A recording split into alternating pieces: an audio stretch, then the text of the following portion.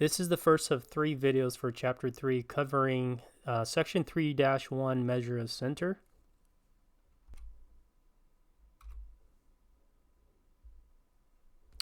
So the measure of center is a value that attempts to describe a data set by its central position. So in this class, we're going to talk about four measures of center. The mean, the median, the mode, and the mid-range. The mean being the most important one. So this one is going to be discussed throughout the entire semester. So you've heard of the mean before. You probably heard it called the average. Mathematically speaking, it's called the arithmetic average. The median is the middle value when a data set is ordered from least to greatest. The mode is the value that shows up the most in a data set. The mid-range is a little bit different. You've probably not, most students have not heard of it, but the formula for the mid-range is max plus min divided by 2. So again, the mean, think average. The median, think middle value when ordered from least to greatest. And the mode, think most. So let's go ahead and just go through these real quickly. So for the mean, let's say we have ages of students, and this was our data set. So to calculate the mean, you would add up all the values and then divide by the number of values. So here we're adding up the data set, right? And then we're going to divide by 5 because there's 5 values. So we get 110, right? The sum in the numerator is 110. Divide by 5 and we get 22. So the mean for this data set is 22. The median is not 23. Why is that? Isn't 23 the middle value? It's because it needs to be arranged from least to greatest or greatest to least. It doesn't matter. But typically we arrange it from smallest to biggest or least to greatest to get the median. Now, what happens if there's 2 middle values? So let's say we arrange it from least to greatest and we get 2 middle values. So what do we do then? So when there's 2 middle values, you're going to take the mean of the 2 middle values, or the average of the 2 middle values, right? So in this case, 19 and 23 are both middle values. And so we're going to take the average of them. So we're going to add 19 plus 23 and divide by 2. So you always get 2 middle values when you have an even number of data values. And the mode, so the mode in this case, the mode is the number that shows up the most, right? So in this problem, 19 is the mode. What about in this case? So let's see, we see that 19 shows up twice. 31 also shows up twice. So in this case, in this scenario, you have more than one mode. And the modes are, in this problem, it's 19 and 31. And in this scenario, notice how they all just show up one time. So there's no value that shows up the most. So in this problem, in this scenario, or this situation, there is no mode. So there are 3 scenarios with the mode. You can have one mode, you can have more than one mode, or you can have no mode. So let me just include another example. Let's just say there was another 18, and there was a 19, and there was like a 20, and then a 21, and a 31, and a 32. So there's double of each. So now, what's the mode in this problem? There is no mode, right? Because no value shows up the most. No value shows up more than any other values. So in this problem, there is no mode as well. So the mid-range, with the mid-range, you have to identify the lowest value and the biggest value, right? The least value and the greatest value. So in this case, that's 18 and 31. So the mid-range would be 18 plus 31, right? The lowest value plus the largest value, and then divide by 2. So we'd get 24.5. Okay, so if you're watching these videos, it'd be a good idea to let's figure out the 4 values here. So for each of these students, 3 students take 5 exams, find their mean, the median, the mode, and the mid-range for each student. So go ahead and pause the video, and then in a couple of seconds, I'm going to reveal the answers. All right, so these are the correct answers. If you want to check your answers against these answers.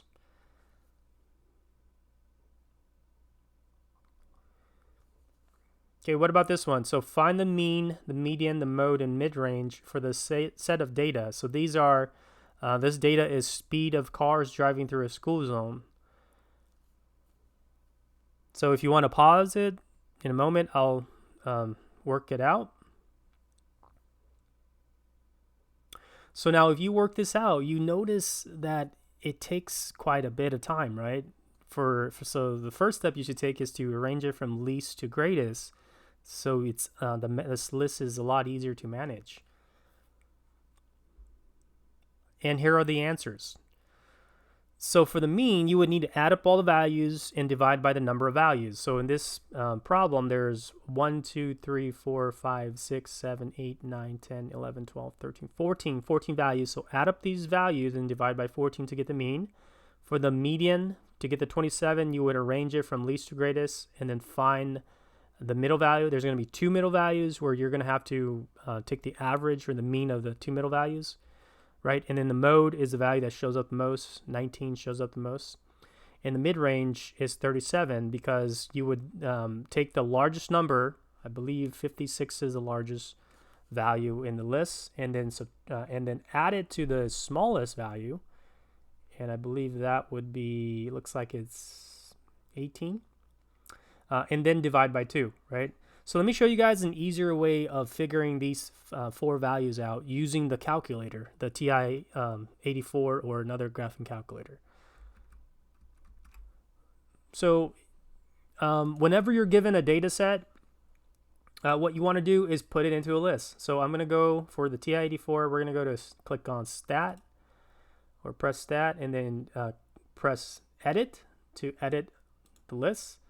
So I have a list already here, but I'm going to clear out of this list. To clear any list, you're going to press up until the list is highlighted and then press clear and then press down.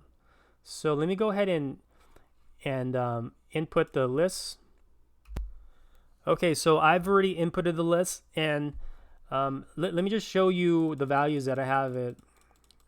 So notice how I input the list, the values in this order. I do not have to input it in least to greatest or any particular order. I can put it in any order I'd like. So the function I'm going to run on this list is called one_var_stats. So to access one_var_stats, you're going to press stat and then navigate through the menu. But a good idea that I always recommend students to do is to, anytime you're in like a screen that is not on the home screen, it's always a good practice to quit out of this screen. So in this particular situation, to access one_var_stats, we don't need to, but it's just a good practice and a good habit to have. So to quit out of any screen to go back to the home screen, you're going to access quit. So notice how quit is in blue. We're going to press the second button and then this button to access quit. So anything in blue, to access those functions, you're going to have to press second. Okay, so from here, we're going to go back to stat, and then we're going to go to calc. So we're going to press the right button, and then one_var_stats. And the list defaults to L1, which is where I stored the data list that I inputted. But let's say you don't have a L1. Let's say it was blank. To call L1, right above the one, you have L1 in blue. You're going to press second one, right? And then there is no frequency list in this problem. We don't need it, so make sure it's blank. So go ahead and press down to calculate and press enter. And it gives us a lot of values. So let me go through the values and show you what they are, or explain what they are. So this X with a line over it, pronounced X bar, is the mean. X bar is actually the sample mean, but it doesn't matter in this case. The mean is the mean, right? So this is 30.1. I rounded it to one decimal spot in this problem. This is the sum of all the values, which we're not going to use in this case. This is the sum of the values squared, which we're not going to use in this case. And pay attention to these two things, these two notations. These two values are very important moving forward, or in the next section, I'll explain what they are. But in the next section in detail. But for now, just know that these two values are very important in this class. So n is a number of values there are. So there's 14 values. Min x is the smallest number in the data set. Q1 is something we call quartile 1. I'll explain this later in, I think, a couple of sections. The med is the median. So the median is 27. Q3 is quartile 3. And then max is the maximum number, right? The greatest number in the list. So it doesn't give us the mode, but the mode is, we can easily see that 19 shows up 3 times, which is more than any other values. It doesn't give us the mid-range either, but then it does tell us the largest number, the max, which is 56, and then the smallest number, 18, so we can add it and then divide by 2, right? Let me just go ahead and do that. So it helped us identify the max and the min. So we're going to go 56 plus 18. So that's the numerator. Press enter, and then divide by 2. And that's how we get the 37.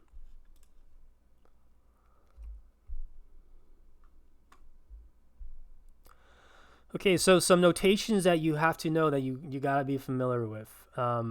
So we have this notation, which is the summation notation. So what this notation tells us is take whatever values we're looking at, and we're going to add those values, right? We're going to sum it up. X is typically the variable, the letter that we use to represent the variable for the individual data. And then lowercase n is the number of data values in a sample. So if we're dealing with a sample, lowercase n is the number of values in the sample. Uppercase n is usually used to denote the number of data values in a population. So for example, like if we were looking at, 2 more notation you have to know. X bar, or X with a line over it, pronounced X bar, is the sample mean. So if you have a sample and you find the mean, that's represented by X bar. And then this notation, pronounced mu, it looks like a U and like a cursive M kind of together. Pronounced mu represents the population mean.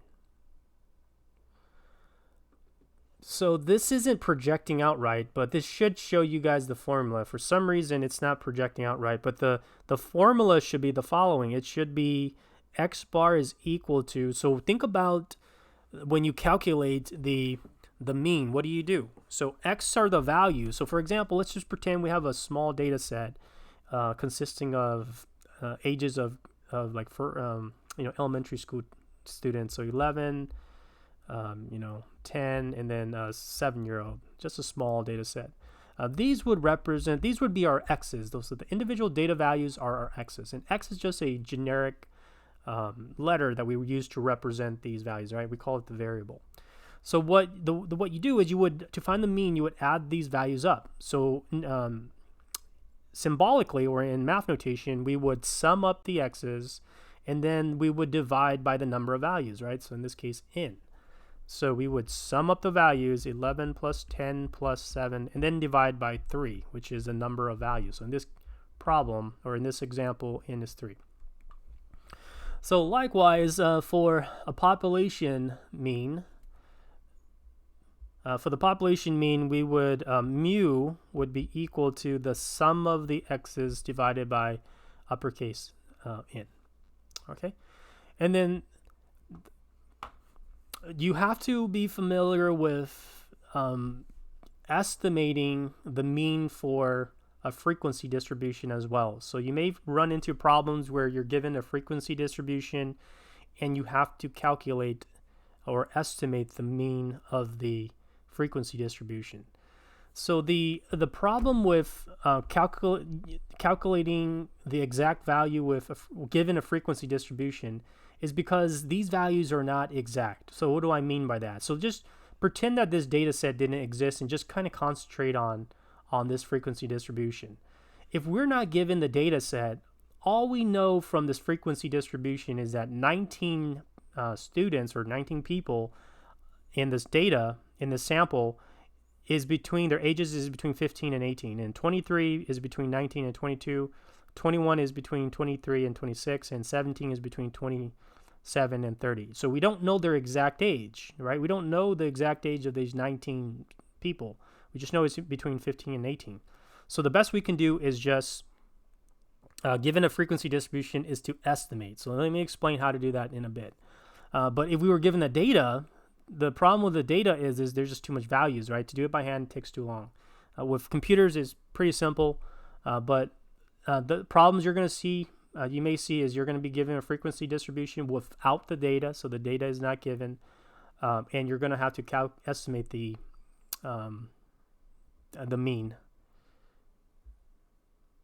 Okay, so to find the mean, again, to find the mean given a data set, you would sum up all the data values and then divide it by the number of values. For the frequency distribution, it's a little bit, it's different. So we know we're going to have to estimate it. So let's go ahead and work out this problem. So it says estimate the mean IQ score for the frequency distribution, round to 1 decimal place. So round your answer to 1 decimal place. So here's how you do it. So I'm going to show you guys 2 methods. So method 1 is the harder method, because you're going to have to do some, let's call it, we'll call it using the formula.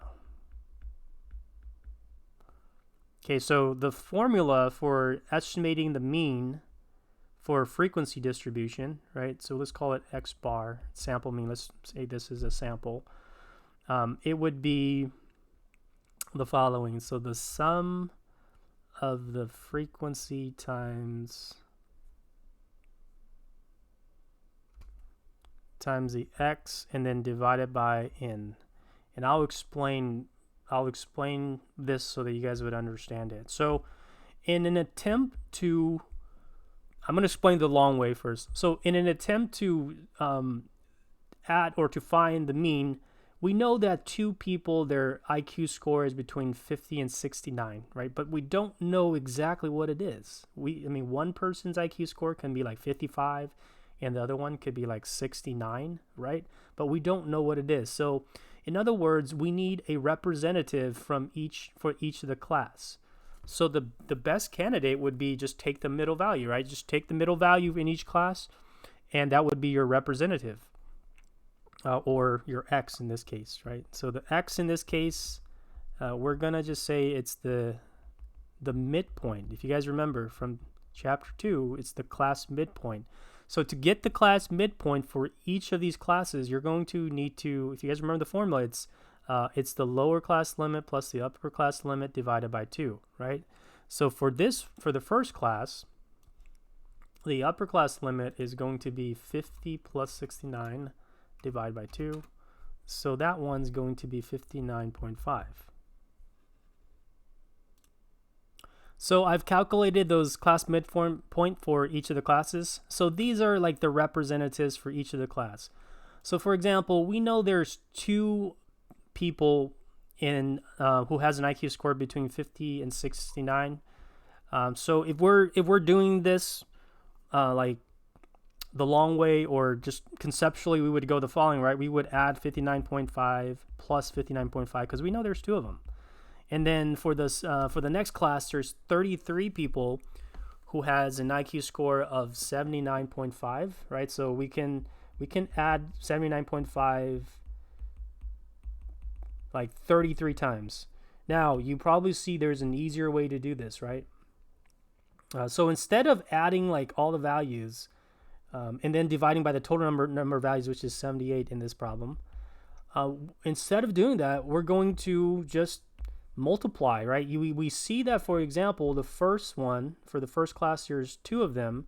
So we would just go 2 times 59.5 plus, and then for the second class, there's 33 of them.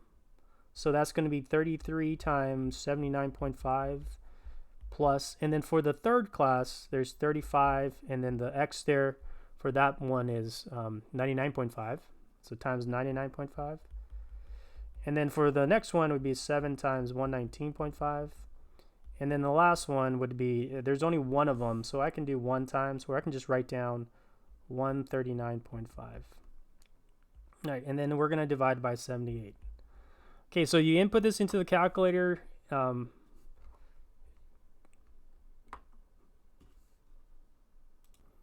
You would get the answer. So let's go ahead and let me show you guys how I would do that on the calculator. So I would calculate the numerator first, and then whatever answer I'd get, I'd divide it by what's in the denominator, right? So I'd do this as 2 times 59.5. So I could have put parentheses if I wanted to. I can just put the multiplication sign, that's fine as well. And then plus 33 times 79.5, and then plus 35 times 9.5 plus 7 times 119.5, and then plus the 1 times the 39.5, or we know that that's just 139.5. So that's what we get in the numerator, 7,201 divided by 78. So then we would just divide that answer. So when you click divide, it's just going to take that answer, the previous answer, and then we're going to divide by, in this problem, 78. So the mean rounded to one decimal place is approximately 92.3. Okay, so the other way to do it is the following. You can input it into a list. So I'll show you how to do that. But before I do that, just notice the formula here is the sum of the frequency. The F there stands for the frequency times the X, right? The X was the class midpoint. So the frequency, so in the first class was like 2, right? Times 59.5, which was my X. And then the sum of those products, right? So it's the sum of those products. That's the explanation of the formula. So it's the sum of the products. The sum of the products of the frequency and the X, this plus, for each of those, the frequency and the X, and then divided by N, which is the sample size. Okay, so let me show you guys how to use the TI-84 or 83 to solve for this as well. So to do that, we're going to create two lists. We're going to put the midpoints into one list. So let me clear this out. Go up to L1, press clear, press down, and then input in the values.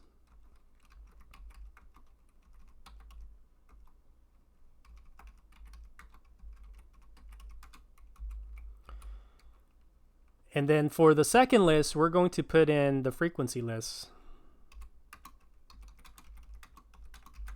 Okay, so once I have my two lists, I'm going to run one var stats on the two lists. So we're going to, again, it's always good at practice to exit out of this screen back to the home screen. So press second mode, press stat, go to calc, one var stat. So in our list, we're going to put our X, which is our class midpoint. So it's already defaulted to that. But now we have to add a frequency list, and we put the frequency list in L2. So to call L2, see right above the 2 is the L2 in blue. We're going to press second 2, and then we're going to calculate. And very easily, we get the same answer that we got before.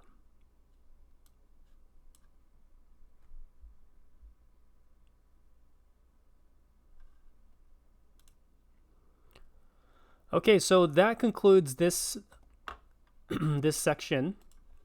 If you want additional practice, here's another one for you as well. So always a good idea to get as much practice as possible, right? So if you have any questions, feel free to let me know and shoot me an email.